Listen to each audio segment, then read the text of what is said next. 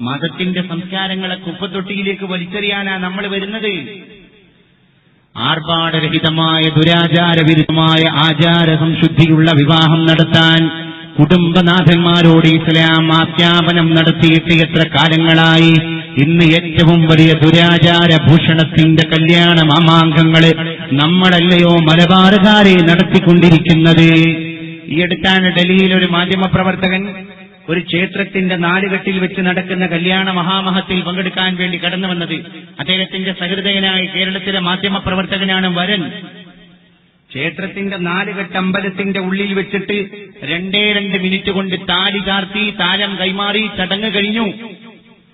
വളരെ അത്ഭുതപ്പെട്ടിട്ട് ഡൽഹിയിൽ നിന്ന് ക്ഷണിതാവായിട്ട് കടന്നു വന്ന കേരളത്തിലെ മാധ്യമപ്രവർത്തകനായ വരന്റെ ഡൽഹിയിലെ സുഹൃത്ത് ഈ കല്യാണരംഗം കണ്ടിട്ട് ഇതിന്റെ ലാളിത്യ വിശുദ്ധി ഒപ്പിയെടുത്തിട്ട് അദ്ദേഹം ഡൽഹിയിൽ പ്രസിദ്ധീകരിക്കപ്പെടുന്ന ഇംഗ്ലീഷ് പത്രത്തിൽ മുഖപ്രസംഗം എഴുതി. കേരളത്തിലെ വിവാഹത്തിന്റെ ലാളിത്യമായിരുന്നു അതിന്റെ പ്രധാനമായിരിക്കുന്ന ശീർഷകം.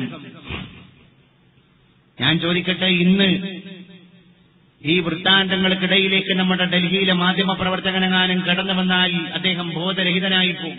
നമ്മുടെ ഒരു ഓഡിറ്റോറിയത്തിൽ വെച്ച് നടക്കുന്ന കല്യാണം എല്ലാം കഴിഞ്ഞിട്ട് ഇപ്പൊ എങ്ങനെയാ ക്രിക്കറ്റിലും ഫുട്ബോളിലൊക്കെ ചിയർ ഗേൾസ് വരുന്ന മാതിരിയാണ് ഇപ്പോ ഓരോ കല്യാണത്തിന് പ്രത്യേകിച്ച് അണിയിച്ച് ഒരുക്കപ്പെടുന്ന നാരികളും പുതുനാരികളുമായിരിക്കുന്നെന്ന് പറഞ്ഞാൽ ഈ കല്യാണം നടത്തുന്നവന്റെയോ വധുവിന്റെയോ വരന്റെയോ രക്തബന്ധം പോലുമില്ലാത്ത ഈ പെൺകുട്ടികൾ വന്നിട്ടാണ് എൻട്രൻസിൽ വെള്ളം കൊടുക്കുന്നത്.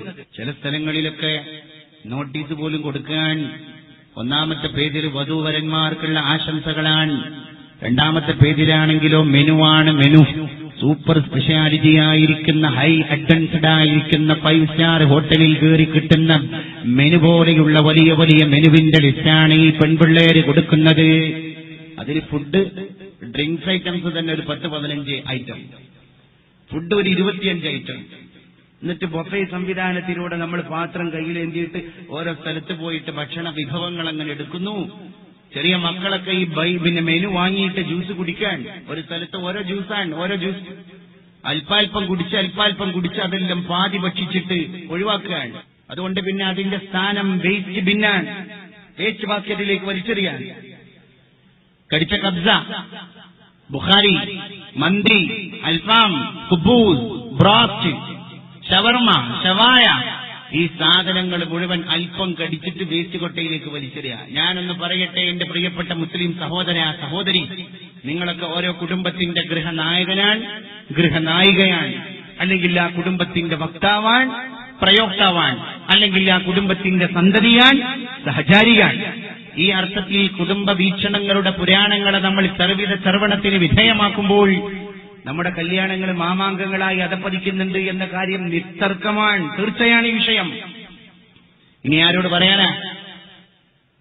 ഇങ്ങനെ മുസ്ലിം കല്യാണത്തിന്റെ മഹാമഹം നടന്ന ഓഡിറ്റോറിയത്തിലേക്ക് നിങ്ങൾ ജനങ്ങളെല്ലാം കല്യാണം കഴിഞ്ഞ് പിരിഞ്ഞു പോയതിന്റെ ശേഷം അസറിന്റെ ശേഷം ഒരു 4-4:30 മണിയാകുമ്പോ ആ വേസ്റ്റ് ബാസ്ക്കറ്റുകളെല്ലാം ഒരാൾ പോയിട്ട് ശേഖരിക്കുക.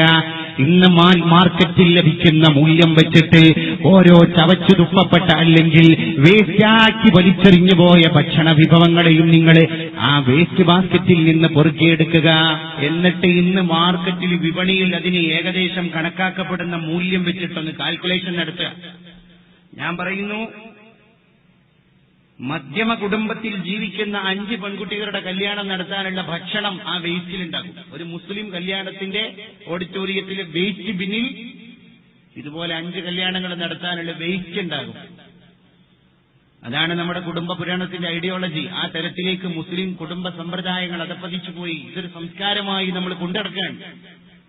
നിങ്ങൾക്ക് കേൾക്കണോ? ഞാനൊരു പത്രത്തിന്റെ എഡിറ്റോറിയൽ പേജിൽ വായിച്ചതാണ്, കേട്ടുകേൾവി പോലുമല്ല. ഈ അടുത്ത് മുസ്ലിം ഭൂരിപക്ഷ പ്രദേശമായ കാസർഗോഡ് ജില്ലയിലെ ഒരു സ്ഥലത്ത് ഒരു മുസ്ലിം പൗരപ്രമാണി അദ്ദേഹത്തിന്റെ വിവാഹം നടത്തി. മകളുടെയും മകന്റെയും വിവാഹത്തിന്റെ തലേ ദിവസം തന്നെ വധുവും വരനും ഒക്കെ 2 വേദികളിലായിട്ട് എത്തിയിട്ടുണ്ട്. എന്നിട്ട് ക്ഷണിതാക്കളായിട്ട് കടന്നു വന്ന ആളുകൾക്ക് മുമ്പിൽ അനൗൺസ്മെന്റ് ആണ്. എന്താ അനൗൺസ്മെന്റിൽ മുഴങ്ങിക്കേൾക്കുന്നത്? ഒപ്പന നടക്കുന്ന വേദിയിലാണ് വധു ഉള്ളത്. വധുവിനെ കാണേണ്ട ആളുകൾ 1-ാം വേദിയിലേക്ക് പോവുക.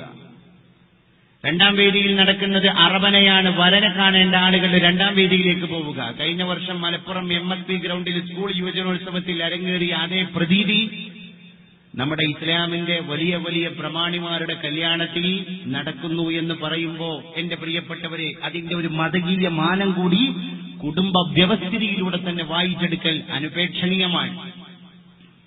അതുകൊണ്ടാണ് ഞാൻ സാന്ദർഭികമായ വിഷയം സൂചിപ്പിച്ചത്. ഉമ്മമാർക്ക് നല്ലൊരു ഇടപെടൽ ഈ വിഷയത്തിൽ നടത്താൻ കഴിയും. തീർച്ചയായും കുട്ടിയുടെ സംസ്കാര രൂപീകരണത്തിൽ പോലും മാതാവിന്റെ ഇൻഫ്ലുവൻസ്, മാതാവ് ചെലുത്തുന്ന എന്ന് പറയാൻ ഞാൻ ആളല്ല, മാതാവ് ചെലുത്തേണ്ട സ്വാധീനം അപാരമാണ്. അൽ ഉമ്മു മദ്റസത്തുൻ ഇദാ അഅദത്തഹാ അഅദത്ത ജീലൻ ത്വയ്യിബൽ അത്റാഫി.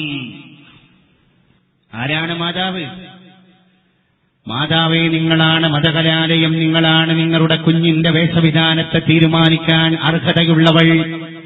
അതുകൊണ്ട് നിങ്ങളുടെ പെൺകുട്ടി ഏത് വേഷമാണ് ധരിച്ചത്, ആ വേഷവിധാനത്തിന്റെ പേരിൽ ചോദ്യം ചെയ്യപ്പെടേണ്ട ഉത്തരവാദിത്തം അങ്ങേക്കാൻ എന്ന് മാതാവിനെ വിളിച്ചിട്ട് ഇസ്ലാം പറയാൻ. കുട്ടിയുടെ ഭാഷ കുട്ടിയുടെ സംസ്കാരമാണ്, കുട്ടിയുടെ ഹാബിറ്റ്, കുട്ടിയുടെ ബോഡി ലാംഗ്വേജ്, കുട്ടി മറ്റുള്ളവരോട് പെരുമാറുന്ന ബിഹേവിയർ സ്റ്റൈൽ, എല്ലാത്തിനും മാതാവിനെ പറഞ്ഞറിയിക്കാൻ കഴിയാത്ത ഏറ്റവും വലിയൊരു സ്വാധീനമുണ്ട്. തീർച്ചയാണ്. ഞാനൊന്ന് ചോദിക്കട്ടെ, കിസ് ഓഫ് ലവ് എന്ന് പറയുന്ന പരിപാടി കൊച്ചിയിലെ മറൈൻ ഡ്രൈവിന്റെ തീരത്ത് വെച്ച് നടത്താൻ തീരുമാനിച്ച ഈ പെൺകുട്ടികളുടെ മാതാപിതാക്കളെ പറ്റിയാണ് പിന്നെ പത്രമാധ്യമങ്ങൾ റിപ്പോർട്ട് ചെയ്തത്. അപ്പൊ ഈ മാതാപിതാക്കളുടെ തൊലിക്കട്ടിയുടെ ഊക്ക് നിങ്ങളൊന്ന് ആലോചിച്ച് നോക്കി. സ്വന്തം കുഞ്ഞിനെ വെളിയിലേക്ക് പറഞ്ഞുവിടാൻ എന്ത് വലിയ സ്വാതന്ത്ര്യമാണ് ഇവർ കൊടുത്തിരിക്കുന്നത്. അതുകൊണ്ട് അതിന് ബദൽ സംവിധാനം സ്മെയിൽ ഓഫ് ലവ് ആണ് ഇസ്ലാമിക ആചാര്യന്മാരായിരിക്കുന്ന നമ്മൾ കൊണ്ടുവരേണ്ടത്. കിസ് ഓഫ് ലവ് അല്ല, ചുംബന സമരമല്ല, പുഞ്ചിരിയിലൂടെ മതത്തെ പഠിപ്പിക്കാനാണ് നമ്മൾ ശ്രമം നടത്തേണ്ടത്. അത് എബോള വന്നാലും കൊറോണ വന്നാലും ഇസ്ലാം നീ ആ സഹോദരനെ നോക്കി പുഞ്ചിരിക്കണ്ട എന്ന് പറഞ്ഞിട്ടില്ല. അൻതൽഖാ അഖാക ബിവജ്ഹിൻ ത്വരീഖിൻ സദഖ. നിന്റെ ഏകോദര സഹോദരന്റെ മുഖത്ത് നോക്കിയിട്ട് നീ ഒന്ന് പുഞ്ചിരിക്കൽ നീ അവന് കൊടുക്കുന്ന ദാനമാണ്. ആ ദാനശീലം പുഞ്ചിരിയിലൂടെ നിർവഹിക്കാൻ സാധിക്കുമെന്ന് പഠിപ്പിക്കുന്ന മതം എത്ര വിശാല കാഴ്ചപ്പാടിന്റെ സിദ്ധാന്തമാണ് എന്റെ പ്രിയപ്പെട്ടവരെ. ആ മതത്തിന്റെ അനുയായികളാണ് നമ്മൾ. മതത്തിന്റെ സ്നേഹവാത്സല്യത്തിന്റെ പ്രയോഗങ്ങളെ സ്വന്തം ശരീരങ്ങളിലൂടെ, സ്വന്തം വ്യക്തി താൽപര്യങ്ങളിലൂടെ, നമ്മുടെ അഭിവാദനങ്ങളിലൂടെ പ്രകാശിപ്പിക്കേണ്ട ആളുകളാണ് നമ്മളെല്ലാം.